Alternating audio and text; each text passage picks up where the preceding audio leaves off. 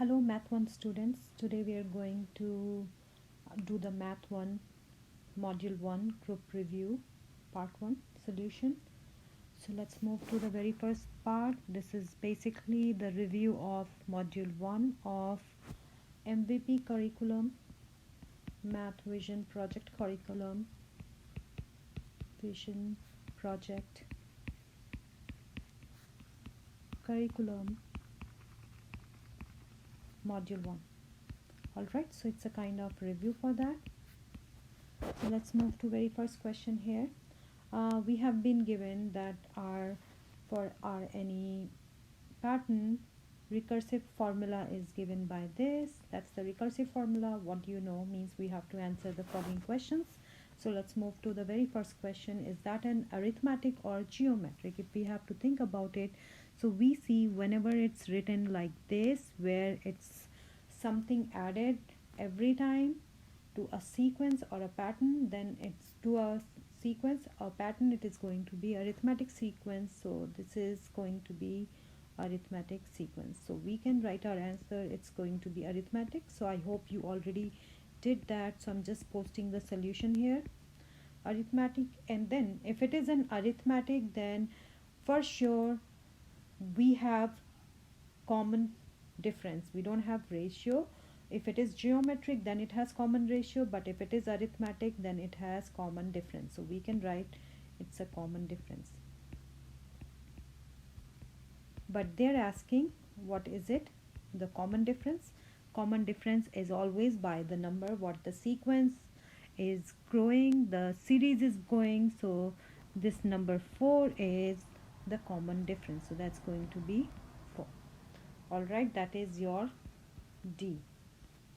Now let's move to our recursive rule first, because you can see that's already given in the question itself. So whenever we write a recursive rule, we talk about the very first term. That's what f of 1 is negative 12, and then we talk about the formula, which is telling about what we need to do to the previous term to get our next term. So the formula is f of n is f of n minus 1, the previous term, plus 4. You keep on adding 4 to grow the sequence here. So let's move to for the explicit rule. If you feel like it's getting harder, but I already gave you a formula, we explored it. So for explicit rule, it was f of n equal to f of 1 plus d times n minus 1. That we concluded, that's the explicit rule.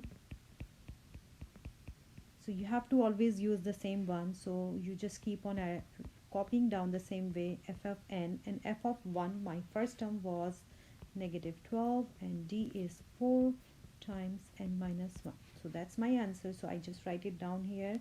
F of n is negative 12 plus 4 times n minus 1. So what I could do, I would simply create my table. We'll start with the first term, second term, third, fourth, fifth. And how do I get the values? Either I can plug it in my recursive or explicit formula, but if I know the common difference is this 4 and my first term is negative 12, I just use these values, negative 12, and I add 4. I add 4, I get negative 8. I add 4, I get negative 4. Another 0 and 4. That's a sequence. So you can see it is telling the same story, that you keep on adding 4 to your previous term. Alright, and your first term starts with negative 12. That's the purpose of recursive, how to grow it if you know the first term. And explicit means you can get any term by substituting n. Like if you have to find fifth term, you plug in 5 in this formula and you get the fifth term. Alright, we already did that. Let's move to the next question. Now I know that the first 5 terms of the sequence are this. What do you know? So if I see, you have to look at the sequence, how that is growing. That's 0, negative 6, negative 12, negative 18, negative 24. So it means when something is not growing very abruptly, it's just growing by a sequence, it's a fixed number, then it is going to be an arithmetic sequence. So answer for this is arithmetic sequence. All right, and if it is an having arithmetic sequence, means it is talking about arithmetic, it's talking about common difference. But like in a previous question, it was giving us the formula, so easier to write. So we need to know by what number it is growing. So for that we have to think about, so we can do one thing, we can just create the table first. So I know the first term, second term, third term, fourth and fifth. And first term is what? It is given 0, second is -6, third is -12, -18, -24. I got these numbers from here. Now once I look at it, I see it looks like it's getting smaller because the negative values are increasing. So it's getting smaller each time I see I have to subtract 6. I have to subtract 6. I'm going to have to take out 6 to grow my sequence. So my common difference, the D is what? -6. And that, if you want to show it mathematically, another way to show it, that you simply subtract, if you have to find D, that take any middle term, -12, and then subtract the just previous term. I just subtract 6. If you want to show that mathematically, that's -6. You can show it by that way also. But if now I have to write the explicit rule, I told you explicit rule is what? If I have to do the explicit rule, the formula we talked about, f of n is what? F of 1 plus d times n minus 1. I just plug it in the values, so I get my final formula is f of n. F of 1 means our very first term. What's the value for the first term? That's 0. And then d is what? Our common difference is -6 and n minus 1. So it is what? So I can rewrite it, simplify it. That's -6 times n minus 1. That's my answer for explicit. I just write it down here. So f of n is -6 times n minus 1. Now if I have to write recursive rule, recursive, I already told you recursive that you have to always write the first term, information about first term, whatever it is, and then you have to write f of n is f of n minus 1. And here something like after this is what you have to add or subtract. So if I just fill in my information, I see f of 1, my first term is 0. And this, how is it growing? Like you need to write your d, so that's -6. So I would write f of 1 is 0 and f of n is f of n minus 1 minus 6. That's my answer. Alright, let's move to the next problem. Third one, I know that explicit formula for the sequence is given. What do you know? So whenever you see something written, a number here, f of n, a number here, and then another number in parentheses and some exponent here, something like that at pattern, and we already explored it. It's just a quick tip how to recognize. So that's the quick tip. If your function is given like this, so it's going to be most probably a geometric sequence, okay, because it's going exponentially here, so that's going to be a geometric sequence. And if it is a geometric, then it talks about common ratio, and the common ratio, actually the number inside the parenthesis, this is the common ratio, and we already explored by doing how can we get this kind of stuff. So that is r is equal to 3, and let's complete the table and then write the explicit and recursive rule. First term, second term, third, fourth and fifth. So my first term, how do I get my first term? So in the same formula, I just plug in first term means f of 1. I just plug in n by, replace n by 1. So -10 times 3 to the power 1, and that's what? -10 times 3, -30. Oh sorry, negative, this is 30. Let me write it down here, -30. So that's my first term here. So I'm just writing -30, and if I have to get my second term, how do I get my second term? So second term, so second term I get f2. I just replace n by 2 in the given formula, and that's what, negative 10 times 9, that's negative 90. So I get my second term. And when you plug in n equal to 3, then you get your third term, and your answer is going to be negative 270. And then again you plug in 4, you get negative 810, and then this way after plugging 5 you get negative 2430. That's going to be your answer. So once you get it, now you see a kind of pattern, like it's easier to visualize that each time it's multiplied by 3. And that's why my common ratio was also 3. That's the reason the common ratio was 3. If I have to write the explicit rule, they have already given you in the question. That's the explicit rule. We don't have to form it. We can simply copy it down. F of n is negative 10 times 3 to the power n. That's my explicit rule.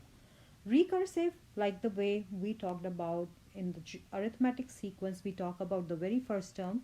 So we talk about the very first term, f of 1. That's what? First term is negative 30. And then our another term is f of n is what?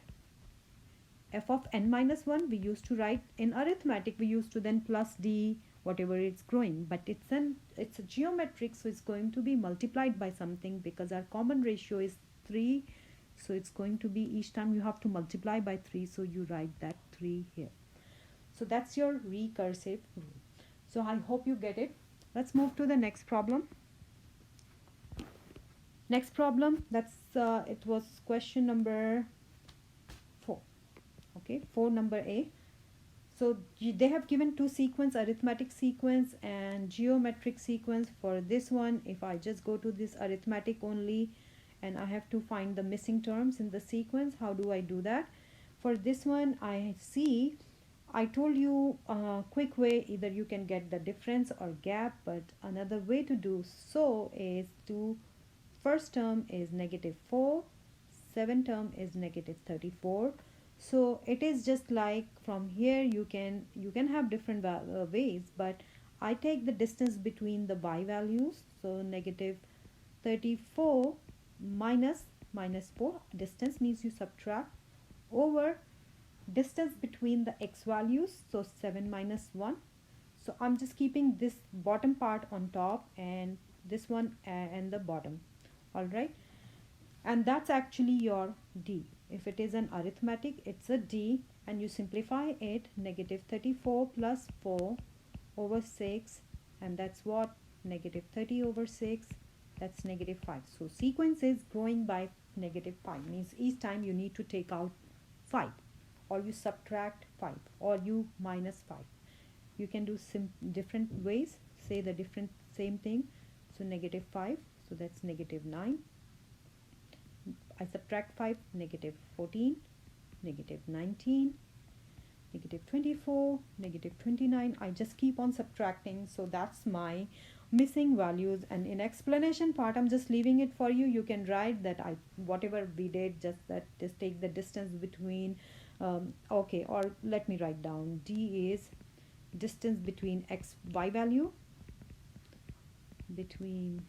y values over distance between x values, and then you can just follow the same sequence. All right, let's move to B here. This part, oh, I have to fix this value here. We fixed it. This is supposed to be I made it 4, and this one 256. All right, so let's move to this. It's a geometric. They're saying it's a geometric, and geometric we talked about that how to fill it in. I told you geometric, you can simply write the equations like this. This is, first term is 4. If the common ratio is r, so I keep on multiplying by r every time. 4r square, 4r cubed, 4r to the power 4, 4r to the power 5, 4r to the power 6. And now what it is, Once you keep on doing that, you get your last equation. They're the same expression and you solve it. So I see that it's 4r to the power 6, that's 256, and I need to solve it. So I divide both sides by 4. R to the power 6 is 64 when I divide it. And how to solve the sixth power, I could do by simply, I just uh, prime factorize 64, R to the power 6, that's going to be 2 times 2 times 2 times 2 times 2 times 2. So that's my prime factorization, and easiest way I told you the how to do it. You just group it. If the power is 6 here, so you make a group of 6, so there are 6 2's together, so R is 2.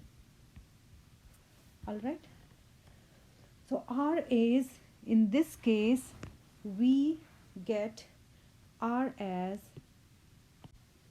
so here R is 2, so if the value, the power is even, so I actually finally I have to say it's not only 2, it's going to be plus minus 2. So I could fill it two ways. If I just take R is 2, my first, so I would let me draw a line here. I'm just going to draw a line. So I'm just showing you both values. So if R is 2, if it is a positive value, then 4 times 2 is 8, 16, 32, 64, 128. But if R is negative 2, so that's going to be, our values are going to be negative 8, 16, 30, negative 32. I just keep on multiplying by negative 2, then it's 64, negative 128. So you have to look at the test or quiz, whatever way they have given, or the values, accordingly you pick the answer. Sometimes you will see the positive, or sometimes they will be asking you.